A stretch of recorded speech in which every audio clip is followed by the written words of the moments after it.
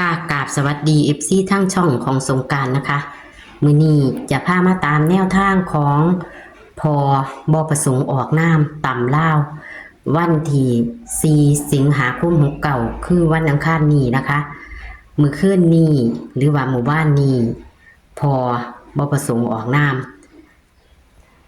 นี่อยู่ในตารางกอดข้อกันมากค่ะพี่น้องเทิร์นกันขี่หัวกันคู่หมู่อยู่นี่ค่ะเลขพบ่ประสงค์ออกนามก็คือกอดข้อกันลองซองอยู่นี่ค่ะอยู่ในตารางอย่าเผลออย่าพลาดเด้อพี่น้องเลขขันบ่เข้าตรงที่พอจับให้ก็จะไปเข้าอยู่ในตารางเบิ่งแหน่พี่น้อง11ผันไปออกทางอุบลเนาะ11ไปออกทางอุบลไปเป็นเลขทางหน้าแต่ว่าจับคู่เพิ่นก็บ่เข้านะคะพี่น้องจับคู่บ่เข้ามื้อนี้นะคะก็อย่าเผลออย่าพลาดนะคะวันที่4สิงหาคม69ตามลาวพอบ่ประสงค์ออกนามก็ขอให้กดไลค์กดแชร์ให้กับพอได้ช่องของสงกรานต์เหมือนเดิมค่ะมื้อนี้วันที่4สิงหาคม69พอจะให้เป็นตัวใดเฮามาไปรับชมรับฟังกันได้เลยค่ะสวัสดีค่ะสวัสดีค่ะพ่อสวัสดีแม่ย่ายค่ะเป็นจังไดเลข11คือไปออกทางหน้าจังสั่น โอ้ยเนาะคันมาอยู่อันแท่นนั่นแท่นหกเนาะแม่มันสิได้ลางเลยโอ้ถ้าอุบลมันโทรมาว่าเพิ่นได้อยู่มันไปทางอุบลแม่นค่ะถ้าอุบล16ก็อยู่ชี้หัวกันยันได้ย่ายค่ะแม่นอยู่16มันชี้หัวกันอยู่ในตารางคือว่ามันสิบ่ออกจังซี่เนาะ มันก็ยังกอดข้อกันอยู่ในตารางอยู่ดอกพ่อโอ้ยเขาเจ้าสิแนมเอาเขาเจ้าสิไปจับเอาอยู่ดอกคันผู้เพิ่นมีดวงมีโชคมีหมานมีดวงน้ำเฮาแม่นอยู่กับดวงนี่พ่ออยู่กับดวงคือว่าอะไรยายคันผู้ลางคนบ่มักที่เฮาจับให้ก็ไปจับเอามันก็ถือก็จับเอาก็ถือคือว่าล่ะมันก็ชี้หัวกันซะเหลือเกินนะมันอยู่ตรงกันนะเอาซ้ำบ่ผิดหวังล่ะเอาอีกพ่อนี่ในตารางเฮาอยู่ในตารางเฮามี4มี5มี0มี4มี5มี0มี8มี9มี2 8 9 2แล้วก็7ค่ะวิ่ง4กับ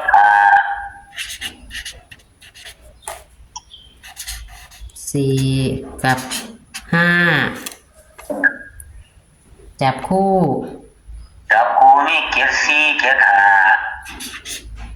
เกียรติ4เกียรติ5เกียรติ2เกียรติ0เกียรติ2เกียรติ0 20 24 20 24 25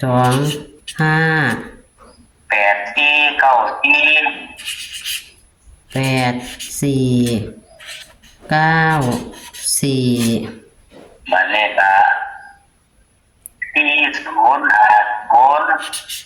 40 50นั่นละ11ตัวได้มื้อนี้บ่มี12แม่นบ่พ่อบ่ค่ะบ่มี12กันเบิ้นบ่พ่อมื้อนี้กันเบิ้นก็สินี่แล้วยายมี4455นี่ล่ะค่ะไว้โลดกันเบิ้นเขาสิอันมาหาเฮามันโดนแล้ว มันสิลอยมาเลขดับไป2332อะไรยาย2 3 32ค่ะ เอาเลข3ตัวไปนำได้ย้ายคือ อืมค่ะเลข3ตัวมีจักหางเหรอพ่อ3 สุดค่ะ เพราะว่ามันเขียนตัวบักใหญ่แล้วมันเต็มหน้ากระดาษ แต่ว่าเหลืออยู่ดอกก็เลยถามนะจะเด็กกะ บ่หลายหรอก3สุดค่ะอ้าวค่ะนี่075 074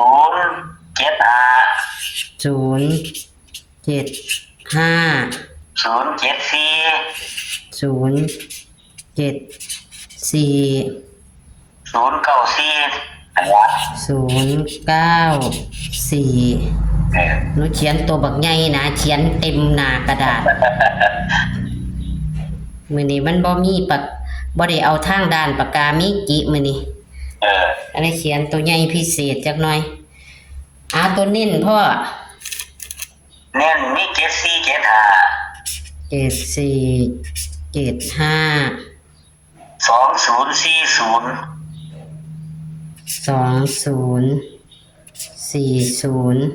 นั่นล่ะเน้นใน4คู่ละมื้อนี่ค่ะ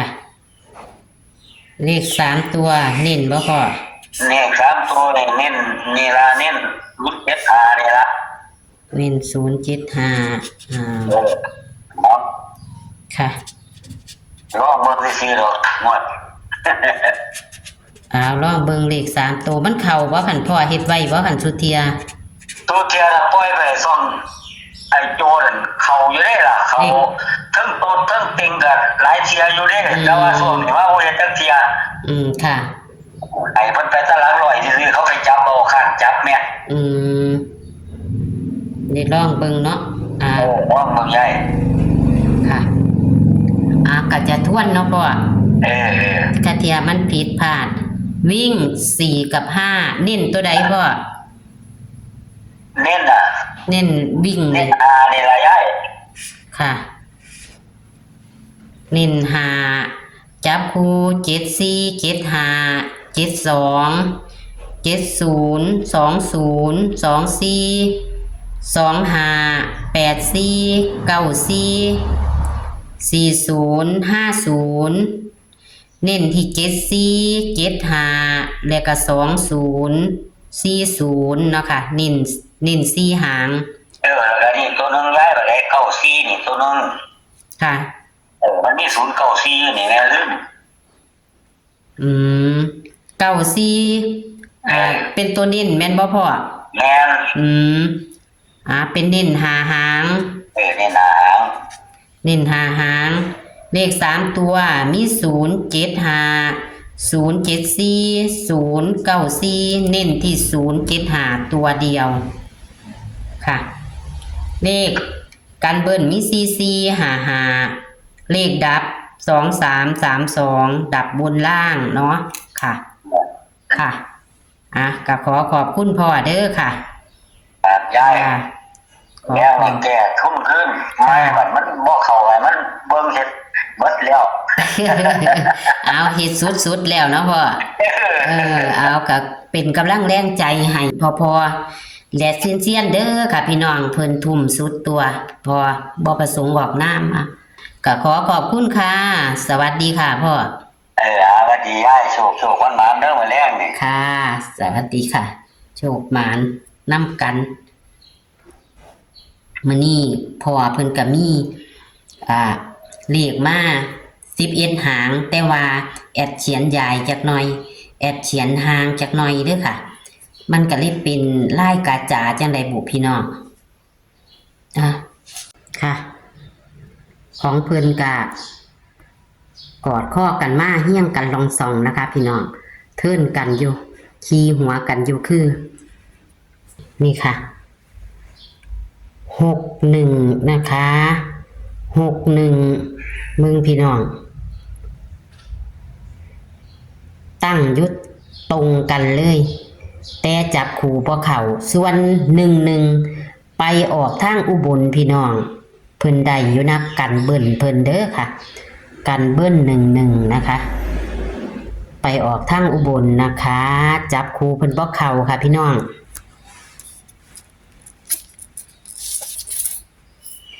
นี่ค่ะ เห็นบ่ค่ะลายกาจ๋าบ่พี่น้อง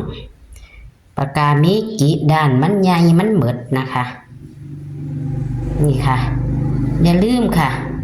เลขในตารางอย่าลืมกอดข้อกันมาดีเด้อค่ะเลขวิ่ง4กับ5เพิ่นเน้นที่5เด้อค่ะส่วนจับคู่นะคะจับคู่แชปหน้าจอเอาเด้อค่ะมี74 75ที่เพิ่นเน้นนะคะแล้วก็20 94 40เพิ่นเน้นอยู่5หางเด้อค่ะ